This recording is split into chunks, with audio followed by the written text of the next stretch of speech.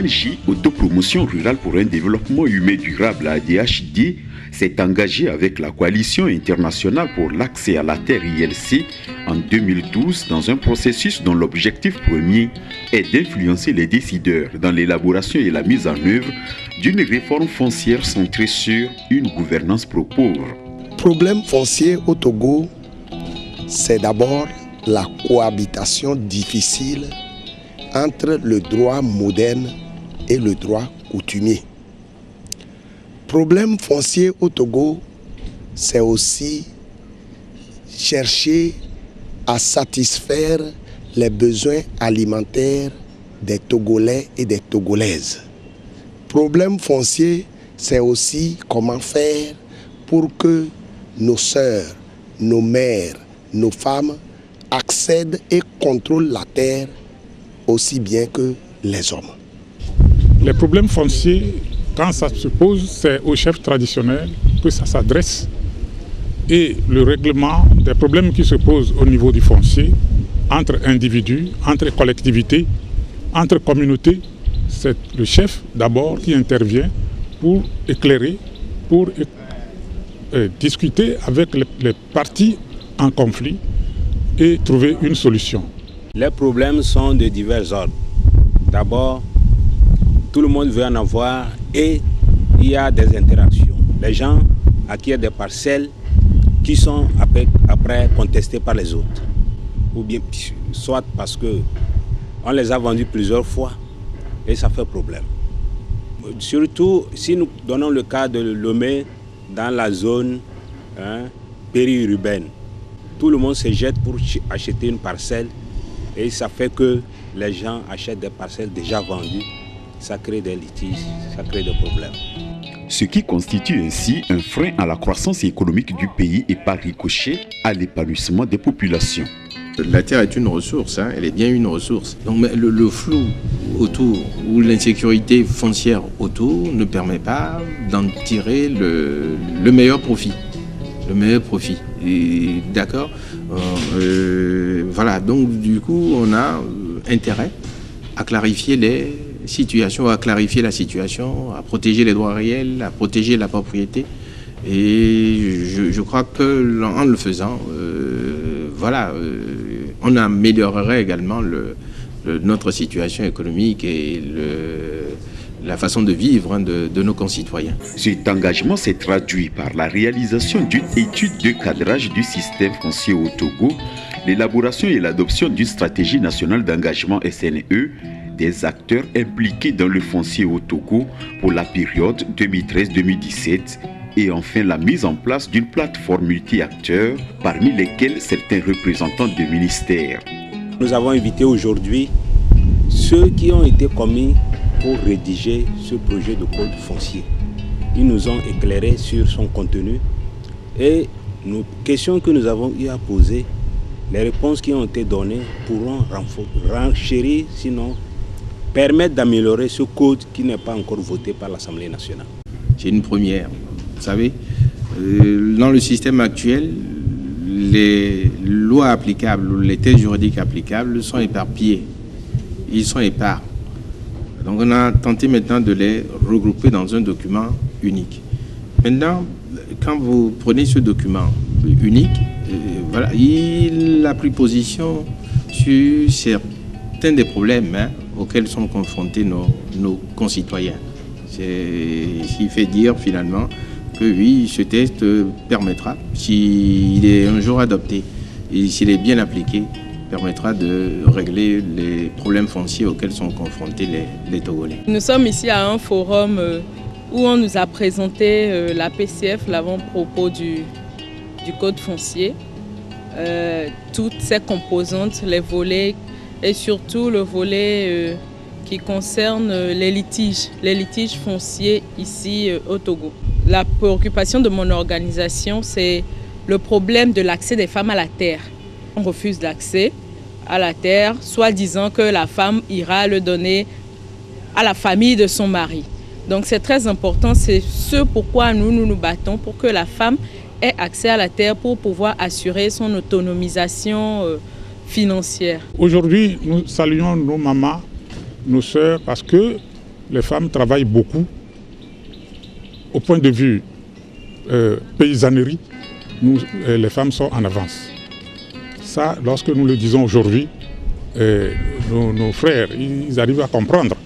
C'est pourquoi nous disons que le problème de terre, ça commence par être réglé.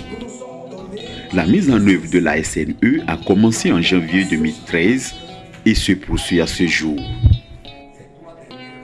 Ce forum, c'est pour promouvoir un dialogue multi-acteurs afin de permettre de capitaliser les actions qui ont été menées par les différents acteurs, les difficultés qu'ils ont rencontrées et ensemble, au vu de ces difficultés, on va élaborer une feuille de route pour les années futures. Il y a les textes que le gouvernement a mis à jour, mais nous déplorons ces textes, l'application de ces textes qui ne sont pas encore à la portée ou bien au vu de la population. Et ça nous gêne, ça nous pose beaucoup de problèmes parce que il y a des hommes qui hésitent encore au fait de laisser la terre à leurs sœurs. Ce forum a bien défini ce qu'il faut pour que le problème de foncier s'apaise dans notre pays.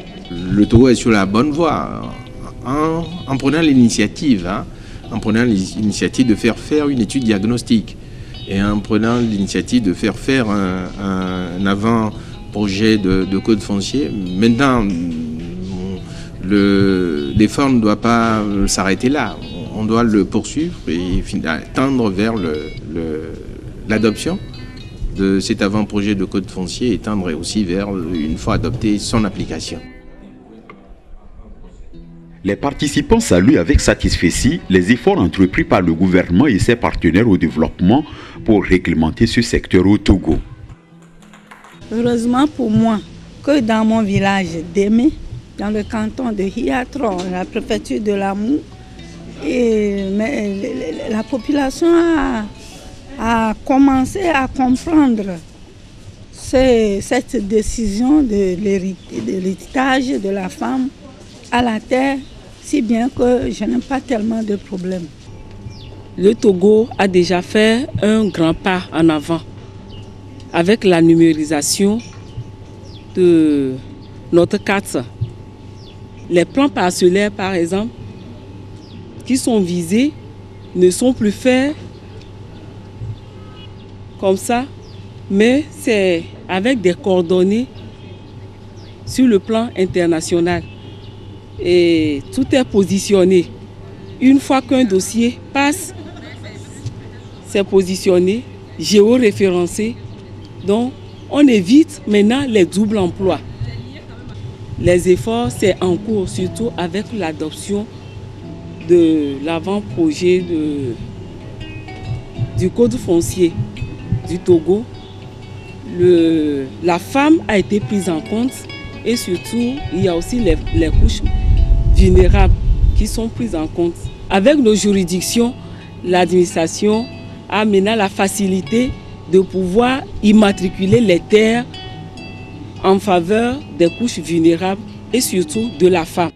L'ONG ADHD, pour sa part, et grâce à l'appui de ses partenaires, en l'occurrence IRC, a mené plusieurs actions parmi lesquelles la réalisation d'une étude de cadrage du système foncier au Togo, la mise en place d'une plateforme multi-acteurs composée de représentants des organisations de la société civile et de certains ministères, l'élaboration des critères d'évaluation genre suivi de la formation dans le foncier ainsi que les membres des cellules focales genre de certains départements ministériels sur l'appropriation de ces critères. Il y a le texte, le code des personnes et de la famille qui a été amélioré pour qu'il y ait égalité d'accès à la terre, des hommes comme des femmes. Parce que tout le monde aujourd'hui a besoin de la terre pour ses activités. Les femmes également pratiquent de l'agriculture, elles en ont besoin. Le monde évolue, nous devons changer, on ne doit plus rester comme dans le bon vieux temps où on se disait que la femme n'a pas droit à la terre. Je crois que c'est une injustice qui est réparé et c'est de bonne cause. Ça ne sera pas pratique à 100% aujourd'hui, mais ça a commencé. Il y a de l'espoir que d'ici peu, tout le monde comprendra que la femme aussi a accès à la terre et doit avoir accès à la terre et qu'elle doit en avoir parce qu'elle aussi, c'est une personne humaine. Une entreprise, de façon générale, repose sur une parcelle. Une entreprise a une assise foncière. D'accord? Donc l'entrepreneur a besoin d'être protégé dans l'appropriation de la parcelle qui sert de support à son activité. Mais ensuite, le fermier ou même le propriétaire foncier, agriculteur, a besoin de sécuriser son exploitation. Voilà les enjeux. Et n'oubliez pas qu'aussi, quand on aura multiplié les propriétés et qu'on aura sécurisé les propriétés et protégé les propriétés, garanti les propriétés, le temps d'après, l'État pourra collecter plus facilement tous les droits et taxes attachés à la terre. Voilà les enjeux. Hein. Que même, contrairement à ce qu'on imagine, la terre reste toujours au cœur du système économique. C'est dans cette optique que pendant 2 jours, les acteurs impliqués dans le foncier, tant du secteur public que privé, de la chefferie traditionnelle, des organisations de la société civile et autres acteurs, se sont penchés sur les actions menées afin de capitaliser les acquis, identifier les obstacles rencontrés et jeter ensemble les bases d'une nouvelle dynamique pour trouver des solutions idoines à la question foncière.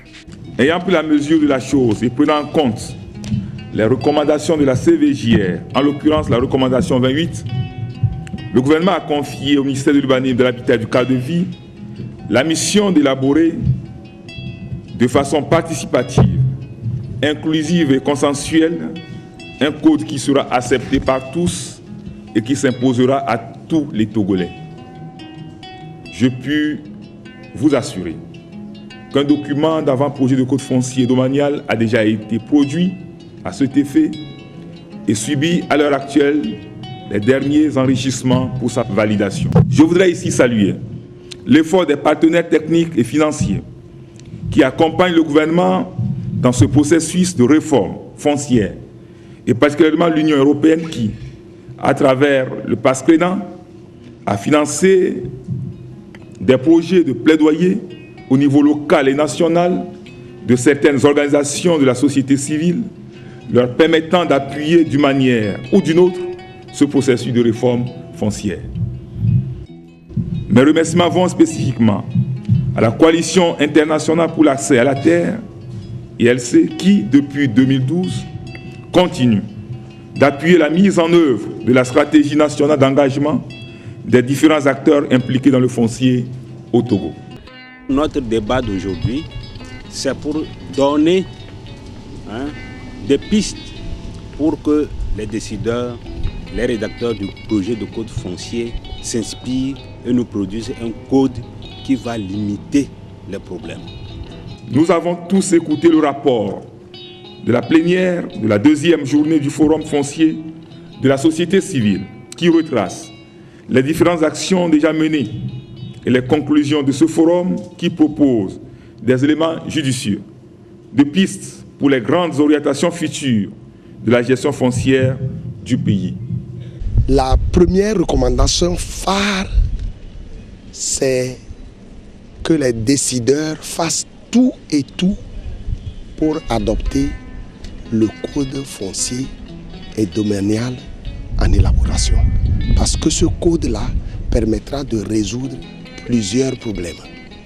Deuxième recommandation, c'est que nous, organisations de la société civile, nous plaidons devant les partenaires techniques et financiers afin qu'ils nous aident à mobiliser beaucoup de ressources, surtout financières et techniques, pour permettre aussi bien à l'État qu'aux acteurs de la société civile, aux partenaires techniques et financiers et aux organisations paysannes de pouvoir mener des actions suffisamment sur le terrain pour permettre de régler les problèmes et les conflits liés au foncier au Togo.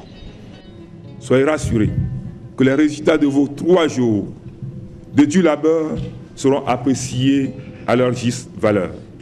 Ce forum du 22 et qui s'achève aujourd'hui le 24 est venu à point nommé pour nous, chefs traditionnels. Je crois qu'avec la sensibilisation, notre message à faire parvenir aux autres chefs, nous le ferons. Je voudrais donc inviter ceux parmi vous qui ont la conscience foncière dans leur agenda à ouvrir leurs portes à la société civile togolaise pour lui permettre d'apporter sa pierre à la construction du pays que nous voulons émergeant d'ici 2030. Les résultats de ces travaux sont le fruit de riches débats pour aboutir à un consensus.